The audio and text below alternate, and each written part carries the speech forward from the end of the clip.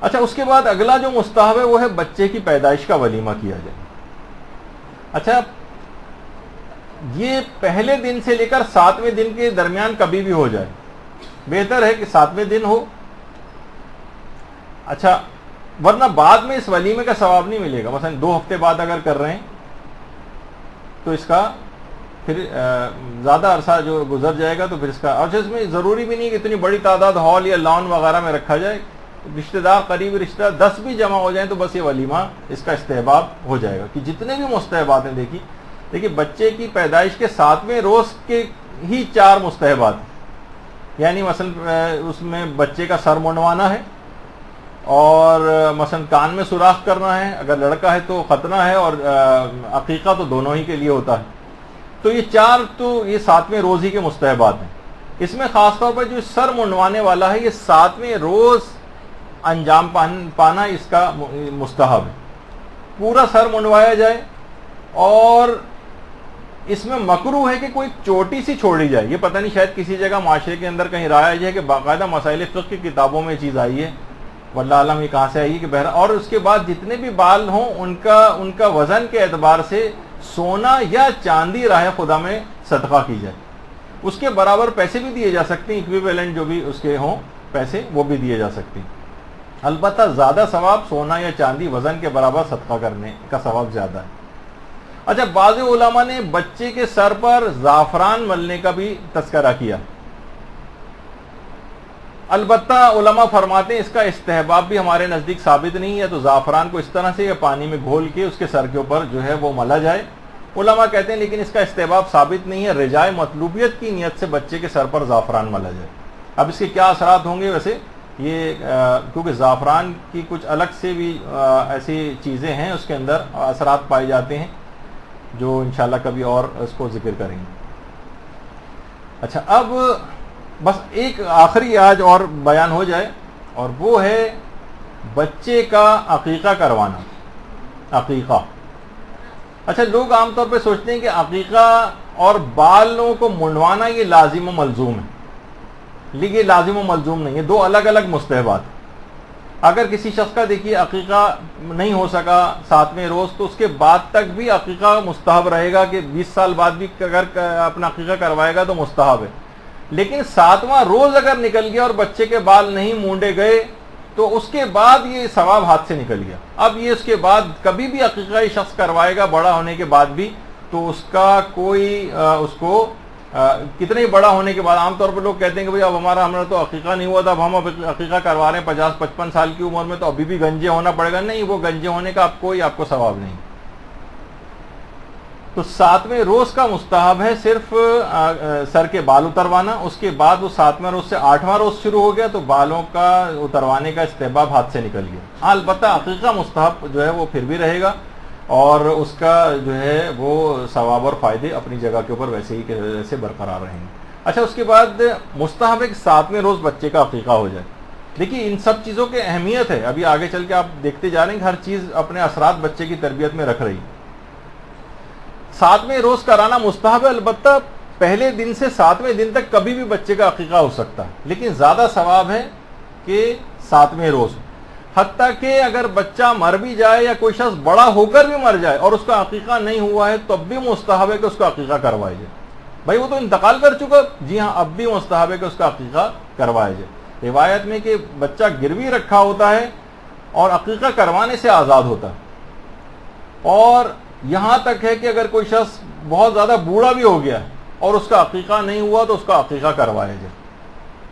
حتیٰ کہ اگر کوئی شخص قریب المرگ ہے اس کے لیے بھی مستحب ہے کہ اسی قریب المرگ حالت میں ہی وصیت کر کے جائے کہ مرنے کے بعد میرے مال سے میرا عقیقہ کروایا جائے. قریب المرگ شخص بھی, تو اس کا مطلب ہے کہ عقیقہ بہت زیادہ انسان کی دنیا اور آخرت دونوں ہی کے لیے اتنا کارآمد ہے. حتیٰ کہ وہ افراد کے جو کہ بہت زیادہ پریشانیوں میں مبتلا ہو جاتے ہیں, ان کو غور کرنا چاہیے کہ ان کا عقیقہ ہوا یا نہیں ہوا. اگر کوئی شخص امام کے پاس آتا تھا اور آ کر بہت زیادہ اپنی پریشانیوں کی شکایت کرتا تھا, تو امام اس سے پوچھتے تھے کہ تم غور و فکر کرو کہ تمہارا عقیقہ ہوا ہے یا نہیں ہوا ہے. علماء یہ بھی فرماتے ہیں خاص طور پہ وہ بچے جو بہت زیادہ بیمار رہتے ہیں, ان کا عقیقہ کروایا جائے. بعض اوقات عقیقے کے اندر یہ ہوتا ہے, اب تو تھوڑا سا رائج ہو گیا, لیکن پہلے ہوتا تھا کہ عقیقہ پتہ نہیں ہوا ہے نہیں ہوا, یہ لاپرواہی ہو گئی ہے, تو وہ بچے کے جو زیادہ بیمار رہتے ہیں ان کا عقیقہ کروایا جائے اگر نہیں ہوا ہے. ایسے بچے کے جن کو چوٹیں بہت زیادہ لگتی ہیں ان کے متعلق بھی یہ ہے کہ عقیقے میں غور و فکر کی جائے اور عقیقہ کروایا جائے. یا وہ بچے جو سوتے سوتے ڈر جاتے ہیں, نائٹ ٹیررز جن کو ہوتے ہیں, ان کے بھی عقیقے کے متعلق غور و فکر کی جائے. کیونکہ دیکھیے یہ جو عقیقہ ہے یہ جسمانی تربیت بھی یہ عقیقہ کرواتا ہے, یہ بیماریوں سے بچاتا ہے, شیطان سے حفاظت کرتا ہے. البتہ اس کے اندر یہ نہیں چلے گا جیسے کہ عام طور پہ لوگ کہتے ہیں کہ قربانی کے بجائے ہم پیسے دے دیں کسی غریب کو. یہ آج کل چیز بہت ٹرینڈ عام ہوتا جا رہا ہے. کہتے ہیں بھائی کوئی مستحق ہمارے سامنے ہے تو ہم بکرے کی قیمت کے برابر اگر مستحق کو پیسے دے دیں, یا زیادہ بہتر نہیں کہ بکرے کے گلے کے اوپر چھری چلائیں. تو دیکھیے بقرہ عید کی قربانی میں پیسے کفایت کرتے ہیں, یعنی آپ قربانی اگر نہ کریں اور مستحق کو پیسے دے دیں تو اس کے اندر یہ چیز جائز ہے, صحیح ہے کرنا. لیکن عقیقے کے اندر روایت کے اندر ہے کہ عقیقے میں جانور کا خون خدا بہتے دیکھنا پسند کرتا ہے, اس کا خون بہنا چاہیے, یعنی کچھ ایسے اثرات ہیں. تو عقیقے میں پیسے نہیں چلیں گے, پیسے دینا, بلکہ جانور ہی کو ذبح کروانا پڑے گا. اچھا عام طور پر یہ بھی کہا جاتا ہے کہ جناب لڑکے کے لیے جو ہے وہ بکرا اور لڑکی کے لیے بکری ہونے چاہیے. نہیں, یہ بھی کوئی ضروری نہیں ہے, الٹا بھی ہو سکتا ہے, لڑکے کے لیے بکری کروائیں اور لڑکی کے لیے بکرا ذبح کروائیں, اس میں کوئی ایسی پابندی نہیں. بہت سے کہتے ہیں کہ لڑکے کے لیے 2 جانور ذبح ہوں اور لڑکی کے لیے 1 جانور ذبح ہو. نہیں, ایسا بھی کوئی مسئلہ نہیں ہے, دونوں کے لیے ایک ہی جانور ذبح کرنے کا حکم ہے, لیکن کوئی کتنے بھی جانور ذبح کروانا چاہے اس میں بھی کوئی حرج نہیں. اچھا کون سا جانور ذبح کیا جائے؟ کیا مرغی ذبح کرنے سے کام چل جائے گا؟ جواب ہے کہ جی نہیں. انعام ثلاثہ میں سے ہونا چاہیے, یعنی اونٹ ہو یا گائے بھینس بیل وغیرہ ہو, یا مثلا بھیڑ بکری دمبا ہو. آقا کوئی البتہ فرماتے تھے کہ مینڈھا ہو تو سب سے زیادہ بہتر ہے. دیکھیے اس کے اندر ابھی کچھ مستحبات آ رہے ہیں. مستحبات اس وجہ سے کہ عقیقے کے یعنی اتنے ایک ایسا حکم, اس میں اتنی زیادہ مستحبات کے بعض اوقات آدمی حیران ہوتا ہے کہ ایسی کیا اس کے اندر بات ہے. نہیں, بچے کی تربیت میں بہت دخیل ہے, اس کے جسم کے اندر بھی اس کی روح میں بھی. مینڈا ہو تو زیادہ بہتر ہے, دمبا وغیرہ. اچھا کیا شرطیں ہونی چاہیے؟ کیا ساری شرطوں کو دیکھ کر لائیں؟ تو جواب یہ کہ جناب اس کا حل یہ آسان ہے کہ کم سے کم بس زندہ ہونا چاہیے. آکسیجن وغیرہ لگی ہو کوئی مسئلہ نہیں ہے, اور کوما میں ہو کوئی مسئلہ نہیں ہے. البتہ جسم میں تھوڑی سی حرکت ہونی چاہیے اس کے ذبح کرتے ہوئے تو چل جائے گا. یعنی وہ شرائط جو حج کی قربانی میں ہوتی ہیں وہ عقیقے کے جانور میں نہیں. باقاعدہ روایت کے اندر بھی یہ بات آئی ہے اور امام نے اس کی اجازت دی. اور حتیٰ کہ عیب دار بھی جو جانور ہے وہ بھی چل جائے گا. اور مثلا کسی کا مثلا سینگ ٹوٹا ہوا ہے یہ بھی چل جائے گا, کسی کا مثلا کان کٹے ہوئے ہیں یہ بھی چل جائے گا, کوئی بہت زیادہ بوڑھا ہے یہ بھی چل جائے گا, خصی جانور ہے یہ بھی چل جائے گا. جتنے عیب پائے جا سکتے ہیں وہ سب چل سکتے ہیں عقیقے کی قربانی میں. البتہ زیادہ بہتر یہی کہ اچھے سے اچھا جانور قربان کیا جائے. لیکن حج کی قربانی کے اندر اصل میں جو احکام ہیں وہ عقیقے کی قربانی میں نہیں. اچھا عمر کی کوئی قید نہیں ہے, ورنہ عام طور پہ حج کی قربانی میں ہوتا ہے کہ جناب اونٹ ہے تو 5 سال کا ہونا چاہیے, اور گائے بھینس بیل ہے تو 2 سال کا ہو, اور بھیڑ ہے تو مثلا 7 مہینے کی عمر ہو, اور بکرا و بکری ہے تو 1 سال کی عمر ہو. اس میں عمر کی کوئی قید نہیں, اور کتنا بھی بوڑھا ہو وہ چل جائے گا, اس میں کوئی حرج نہیں.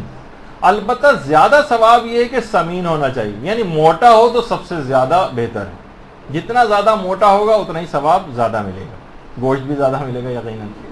اچھا اب ایک خاص دعا ہے جو تحفۃ العوام کے اندر باقاعدہ عقیقے کے موقع پر جو ہے وہ پڑھی جاتی ہے. اچھا اس کے الگ الگ ورژنس ہیں, 2-3 الگ الگ ٹائپ کی دعائیں ہیں, وہ سب بھی پڑھی جا سکتی ہیں اور کوئی سی ایک دعا بھی پڑھی جا سکتی ہے.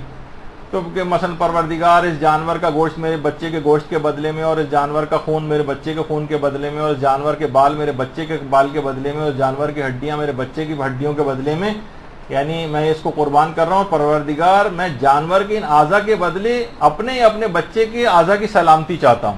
یعنی ایک لحاظ سے آپ نا بیمہ کر رہے ہیں اس کا جسمانی بیمہ بچے کا, یعنی بچے کے جسم کے ہر حصے کو آپ محفوظ کریں جو کہ جسمانی تربیت کا ایک تقاضا ہے, اور عقیقے کو جب بھی جسمانی تربیت کے لحاظ سے سمجھا گیا ہے. تو اچھا دیکھیے ابھی جتنے بھی مستحبات عقیقہ ہیں یعنی اتنے زیادہ ہیں کہ جتنے ان کا خیال کرتے جائیں گے بچہ اتنا ہی زیادہ محفوظ ہوتا چلا جائے گا. مثلا مستحبات میں سے کہ جانور کو ذبح کرنے کے بعد بن سے جدا کیا جائے، ہڈیاں نہ توڑی جائیں. یا مثلا پرانے علماء کچھ کہتے تھے، موجودہ علماء تو اس کو نہیں مانتے ہیں کہ اس کے بعد جانور کی جو ہڈیاں سفید کپڑے میں لپیٹ کر دفن کی جائیں.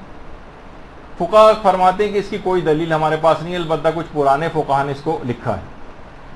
اور امام خمینی فرماتے تھے کہ کوئی تاکیدی حکم نہیں اور ثابت نہیں ہے اتنا. اچھا گوشت کی تقسیم کیسے کی جائے؟ گوشت کی تقسیم تو دیکھیے اس میں علماء فرماتے ہیں ران جو ہے وہ قابلہ کو دیں. قابلہ کون ہے؟ یعنی وہ عورت کہ جو یا تو لیڈی ڈاکٹر تھی یا مڈ وائف تھی یا کوئی بھی گھر کی عورت تھی جس نے ڈیلیوری میں ہیلپ کی ہے بچے کی. بہتر تو یہ ہے کہ 1/4 دیا جائے، گوشت کا 1/4 حصہ قابلہ کا ہے.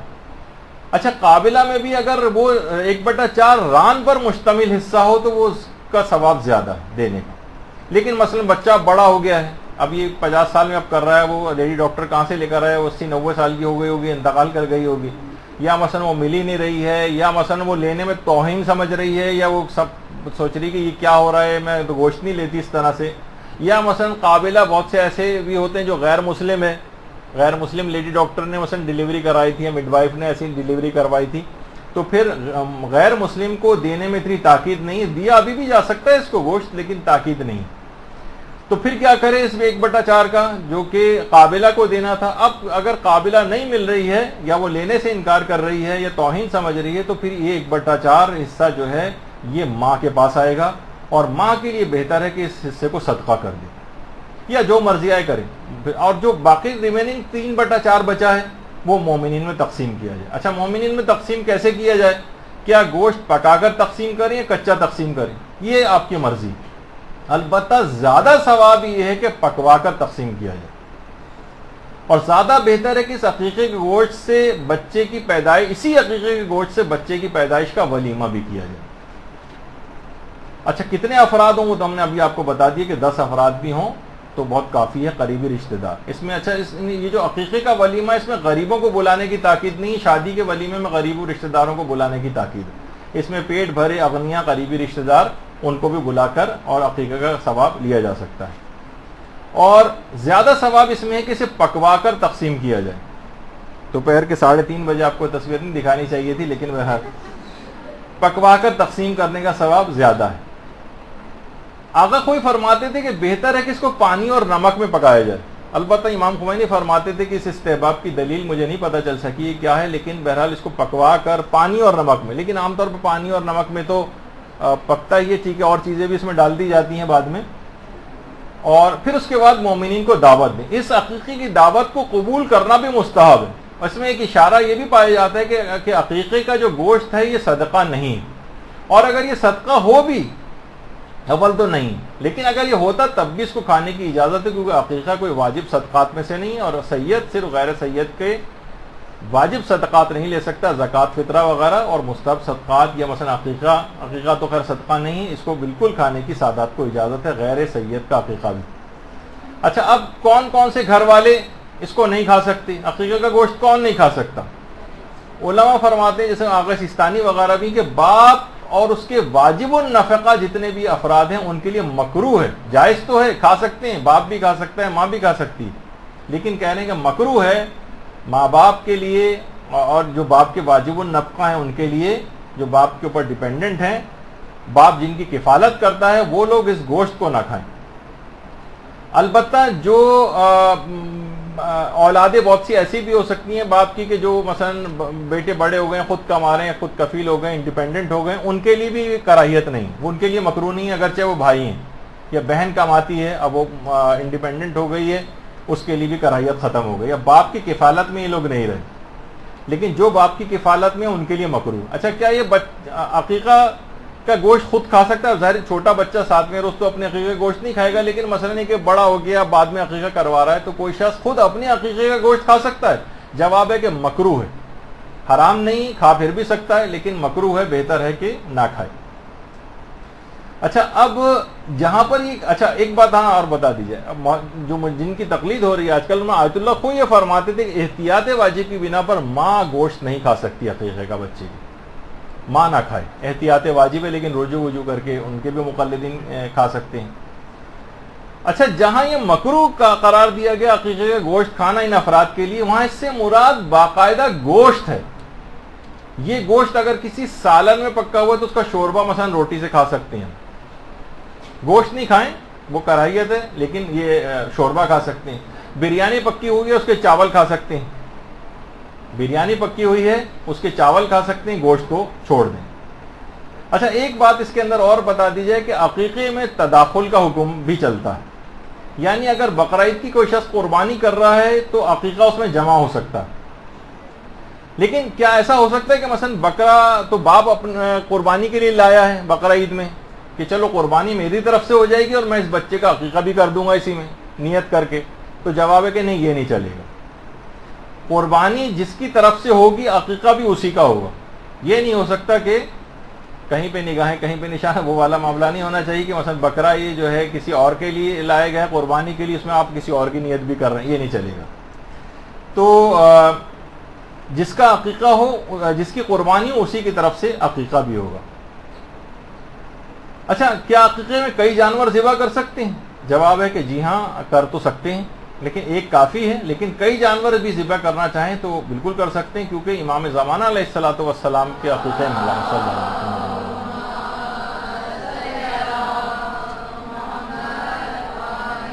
کئی 100 جانور امام حسن عسکری علیہ السلام نے قربان کروائے تھے، اس بات کا یقین دلانے کے لیے کہ 12واں پیدا ہو گیا. اور ہر ایک گھر میں صرف گوشت نہیں بھجوایا تھا، پورا ایک ایک گوشت فند بھجوایا تھا ذبح کر کے ہر شیعوں کے گھر میں. اور اس کے علاوہ شہر سے باہر کے جو مومنین تھے وہاں تک بھی امام زمانہ کے عقیقے کا گوشت بھجوایا گیا تھا. اچھا یہ جو ہے کہ تداخل کے ایک ہی کی قربانی اور اسی کا عقیقہ اس کے اندر ہو سکتا ہے. مثلا کوئی بچہ بڑا ہو گیا، انڈیپینڈنٹ ہو گیا، وہ اپنے قربانی کے لیے بیٹا اپنے لیے لے کر آیا ہے جانور، اسی میں ہی وہ اپنے عقیقے کی نیت بھی کر سکتا ہے. یعنی دونوں چیزیں اس میں ہو سکتی ہیں. اچھا یہ جو تداخل ہے اس کا ایک فائدہ ہوگا اگر آپ نے یہ دو چیزیں جمع کی، جس کی طرف سے قربانی اسی کی طرف سے عقیقہ. اب احکام اس میں عقیقے کے نہیں چلیں گے بلکہ بقرعید کی قربانی کے چلیں گے. اب وہ تمام پابندیاں ختم ہو جائیں گی کہ ماں نہ کھائے آقا خوئی فرماتے تھے یا دیگر مجتہدین فرماتے ہیں کہ مکروہ ہے، وہ سب پابندیاں ختم ہو جائیں گی. جوڑ سے جدا کیا جائے اور بن سے جدا کیا جائے، ہڈیاں توڑی جائیں، وہ پابندی ختم ہو جائے گی. کون رشتہ دار کھائے گا کون نہیں کھائے گا، یہ سب پابندیاں ختم ہو جائیں گی. تو اس میں کوئی بھی مسئلہ نہیں رہے گا. بس اس میں ایک مسئلہ یہ اور بتا دیا جائے کہ ایک شخص کے عقیقے میں ایک جانور کم سے کم ذبح ہونا چاہیے. یعنی یہ نہیں کر سکتے کہ ایک جانور میں کہا کہ باپ نے سوچا میرے 5 بچوں کا عقیقہ نہیں ہوا، ایک جانور لائے اور سب کی طرف سے عقیقہ کر دی، یہ نہیں چلے گا. ایک جانور میں ایک ہی شخص کا عقیقہ ہو سکتا ہے. اور عقیقے کی قربانی میں حصے بھی نہیں ڈالے جا سکتے. یا مثلا آپ نے کہا کہ جو لڑکے نے سوچا یا کسی شخص نے کہ میں اپنا عقیقہ کر لوں گا لیکن میں قربانی حصے والی کرواؤں گا، یعنی جو بقرعید کی قربانی اس میں حصہ ڈالا ہوا ہے اس نے اپنا 5 کلو کا 10 کلو کا، اور اس میں نیت یہ کر رہا ہے کہ میری طرف سے عقیقہ بھی ہوگا، یہ نہیں چلے گا. ایک عقیقے میں پورا ایک جانور ذبح اسی ایک آدمی کی طرف سے ہونا چاہیے. تو آپ نے دیکھا کہ اتنے زیادہ مستحبات اس کے اندر ہیں. اور 7ویں روز اس کا عقیقہ جو ہے وہ بچے کا ہونا ہے. تو 7ویں روز تک ابھی تک آپ نے دیکھا کہ 7 روز تک کیا بچہ بغیر کھائے پیے زندہ رہا کہ یہاں تک کہ عقیقہ اس کا ہو گیا؟ نہیں. اب بچے کے کیونکہ وہ بہت تفصیلی موضوع تھا، بچے کو کھلانے پلانے کے اعتبار سے اس کے دودھ کے جو اثرات ہیں پلائی کے، وہ انشاءاللہ کیونکہ وہ بڑا موضوع تھا وہ اگلی نشست کے لیے ہم رکھ رہے ہیں. تو آپ نے دیکھا کہ سارے مستحبات کتنے زیادہ تربیت میں داخل ہیں. جتنے مستحبات پہ عمل ہوگا اتنا ہی بچے کی جسمانی اور روحانی اچھی تربیت ہو سکے گی. باقی مستحبات اور احکام انشاءاللہ اگلی نشست میں بیان ہوں گے. وصلی اللہ علی محمد وآلہ الطیبین الطاہرین.